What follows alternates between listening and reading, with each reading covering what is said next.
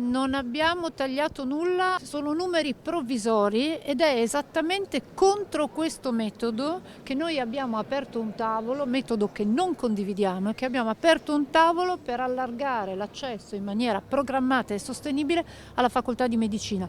Questo riguarda i numeri provvisori, questi numeri che avete visto riguardano il vecchio sistema. Da adesso in poi, da aprile in poi, noi vogliamo che le cose cambino e i numeri aumentino. I tagli al numero di iscritti alla laurea di medicina non ci saranno, c'è stato un errore di comunicazione. Quelle divulgate dal decreto del Ministero sono cifre provvisorie. Il ministro dell'Università Anna Maria Bernini all'inaugurazione dell'anno accademico all'Università di Padova ha cercato di fare chiarezza sui posti di medicina assegnati all'Ateneo Patavino. 643, ovvero 56 matricolati in meno rispetto all'anno precedente, una notizia che aveva fatto tremare visto che da sempre il presidente della regione Veneto Luca Zaia si batte per eliminare il numero chiuso a medicina.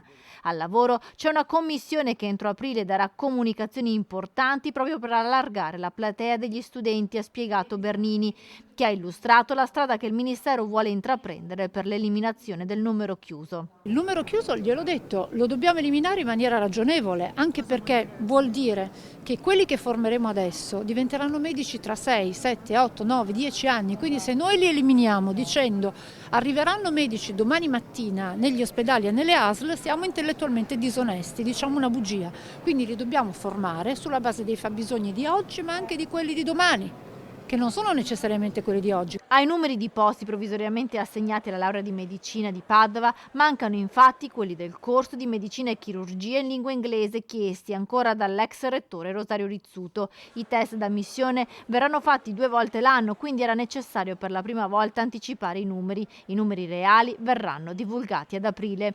Questi gli auspici del preside della scuola di medicina di Padova. Se i numeri che stanno circolando sono veri, ci avvicineremo molto al fabbisogno regionale che Regione Veneto ha già espresso, che è di 900 studenti da arruolare a medicina e chirurgia. Questo significa che nel giro di qualche anno noi andiamo abbastanza a coprire i bisogni e a garantire quelli che saranno, ripeto, le necessità dei territori.